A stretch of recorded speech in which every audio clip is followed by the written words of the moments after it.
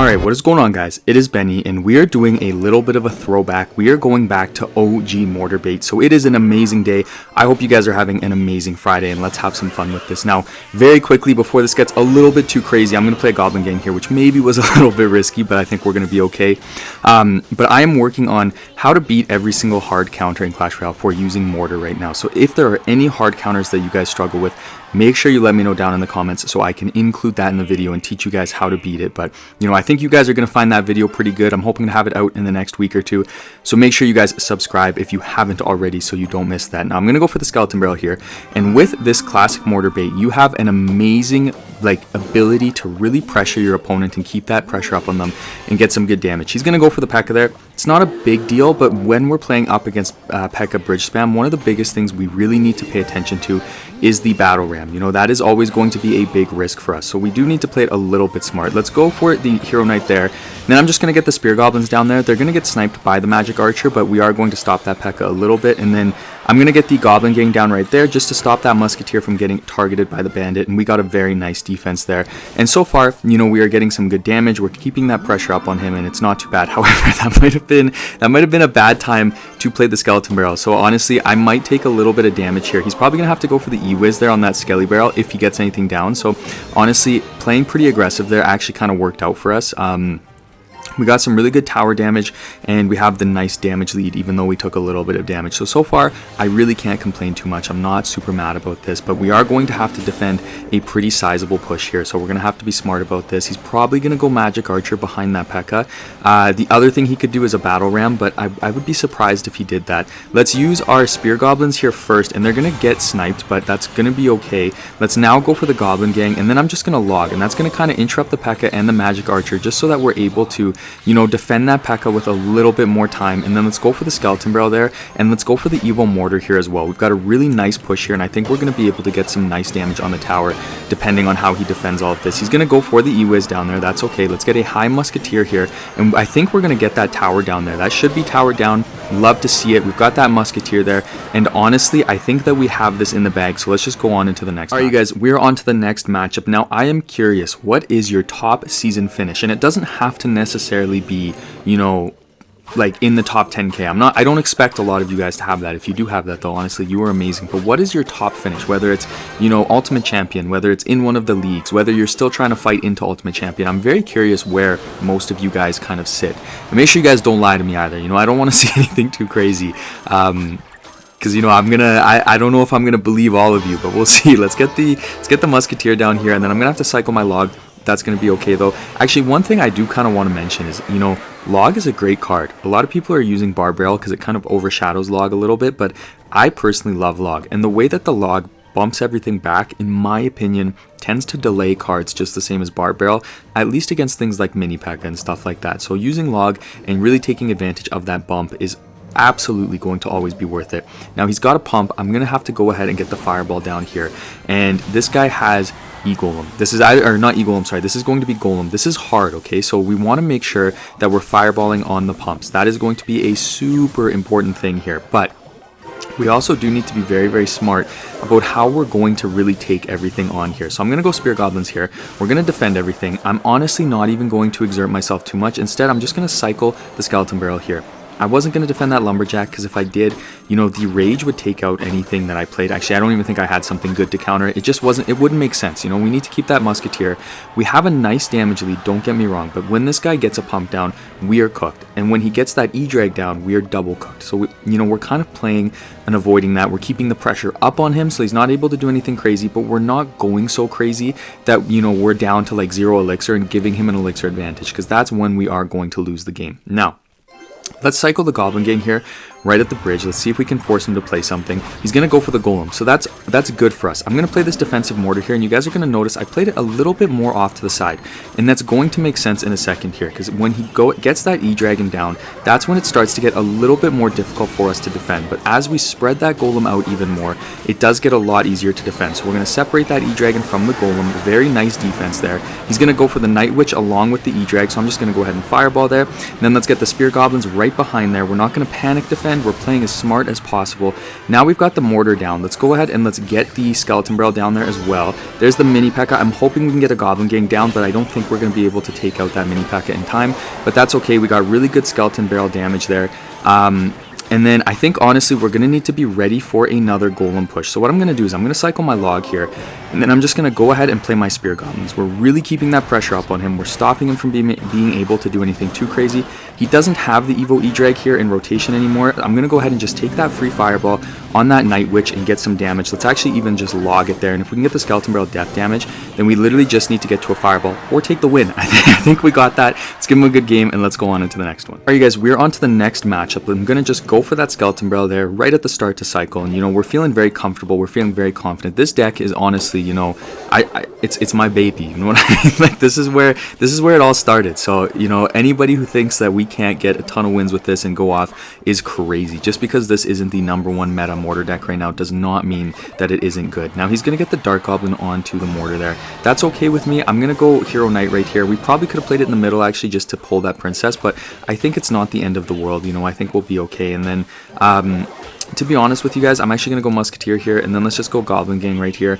I'm not loving these interactions, you know, I'm holding on to my log just for the barrel, but at the same time, we kind of have to have these interactions only because, you know, he played a barrel first play and we weren't able to log it, so we didn't have the greatest starting hand to deal with everything. I'm just going to fireball this princess here. I'm going to go for that just in case he tries to get something in front of it, you know, and protect it, but we're going to take out that princess and we're going to be A-okay, and then I'm just going to log right there. Take out the goblin barrel and we are good. And one thing, you know, that you maybe want to take from this and learn from my mistake is that I do not pay attention to which one is the Evo barrel and which one is the decoy, which I should. I honestly should pay way more attention to that, but I just don't. I don't even know why. I think it's because, you know, I've got ADHD. I'm gonna be real with you guys. I've got some pretty serious ADHD, so, you know, we can't all be perfect. I'm pretty far from it, to be honest with you guys, so that's one thing. But we are going to get the skeleton barrel to take out the Skarmy there, which is good, but the Dark Goblin will stay alive, so we're not going to get any damage out of that mortar.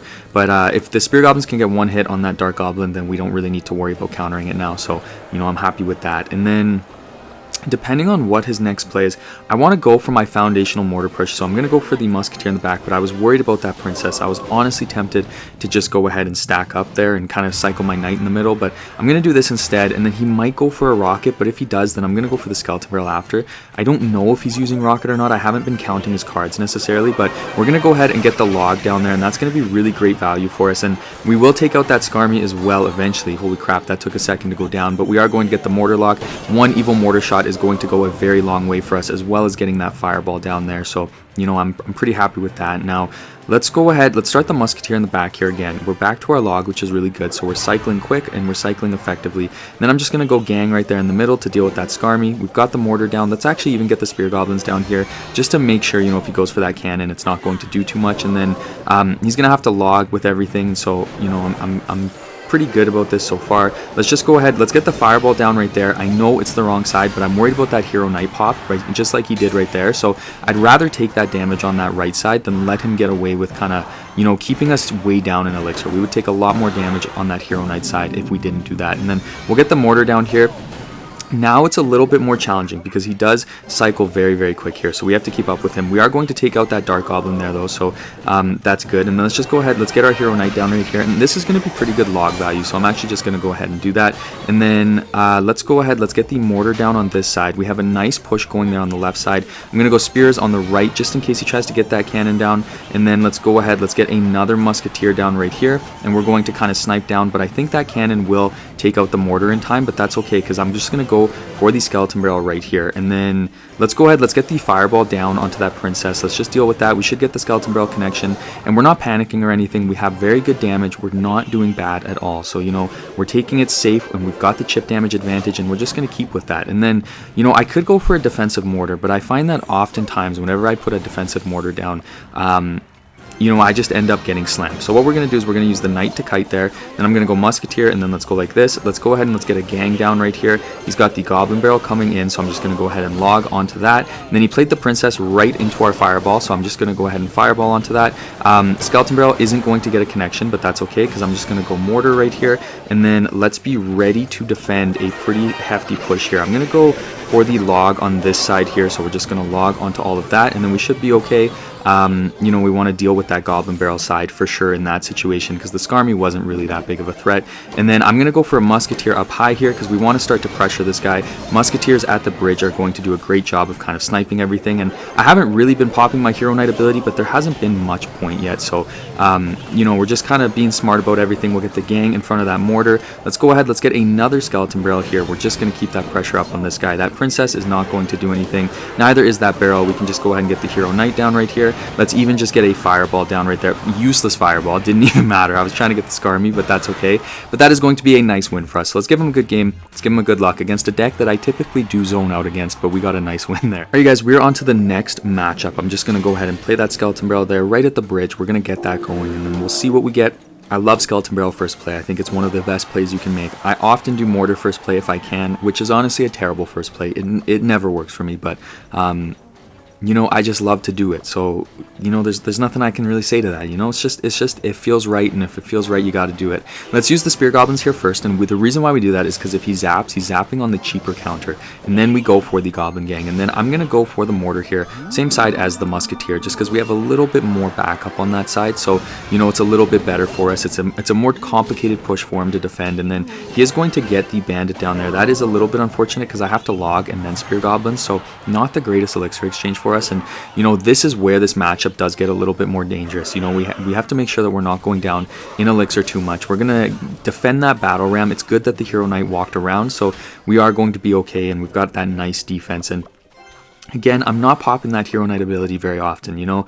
I feel like that 2 elixir honestly can make or break some of your games, and, you know, maybe I underuse it, don't get me wrong. I know I could probably be a little bit more on top of it, but it's working for me right now, and if it's something that we need to pop, and if we need to change that in a matchup, then we will. And, you know, I think that's really important. You don't have to play a matchup perfectly from the start. You have to be willing to adapt, but you also have to do what works for you until then. So I'm going to go ahead, get that musketeer down there. There's a little bit of Benny kind of philosophy there for the average Clash Royale player. I don't know, if you're like a pro, maybe you can do it a little bit better, but for the average guy, you know, I think that's some good philosophy there. Now we're going to defend that P.E.K.K.A very, very easily, and we have a very nice start here so far. So I think that, you know, honestly, like, I don't want to stress too much about how we're countering things, but, you know, we definitely do want to try to get a little bit more damage, because in double elixir, you know, he is going to spam a little bit more, and he is going to have a little bit more momentum. So we've got the skeleton barrel down there, so that's going to be good for us. We'll probably get some chip damage there, which is good. It's going to go for the E-Wiz. Now let's go musketeer here. Musketeer will probably take a bit of damage, and he could try to fireball onto me. If he does, that's okay. I'm gonna go mortar here, and then he might get that fireball down again. That's completely okay if he does. And then let's just go ahead and let's actually log onto that magic archer, see if we can take it down in time. And we are going to get the mortar shot, and we've got the Evo skeleton barrel right there tanking for us, and that is something that I love to do. I love to get that Evo skeleton barrel down when we have the Evo mortar down. Having them down at the same time really does give you a ton of value. And then I'm just going to go Hero Knight right here. Let's get some spear goblins just to help out with the excess ghosts that are going to come down. You know, we get a little bit of extra DPS, and then we're just going to musketeer in the back. Standard defense, you know, it's very easy to do.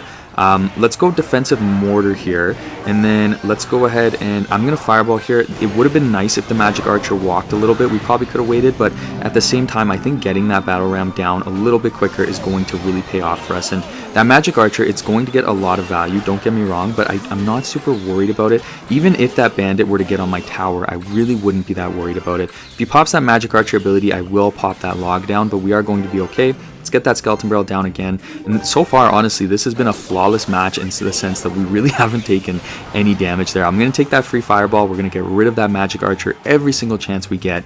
And then, you know, I'm just going to chill for a second, but I'm actually, okay, let's go defensive mortar at the bridge. So we're going to pull that battle ram right onto the mortar there. That way, you know, we can potentially get a shot on the tower depending on how we defend this and still get some damage, but also stop that battle ram from going straight onto my tower. And then let's just go ahead, let's log, let's get the spears on the P.E.K.K.A and the knight for the royal ghost. A beautiful defense there.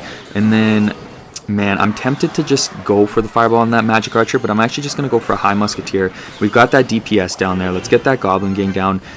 If he goes for the zap, we really don't need to do anything. Let's get that evil mortar down. Let's actually get the knight down here as well. Unfortunately, that mortar I doubt is going to get any damage on the tower, but that's okay. We're forcing out a ton of counters from him, and he just used his zap. So I'm actually going to go kind of aggressive here with the spears and everything. I'm going to get that fireball down right there as well, just to get some extra damage on the tower, and that is going to be a win for us. Thank you so much for watching, guys. I really appreciate it, and I cannot wait to see you guys in the next one.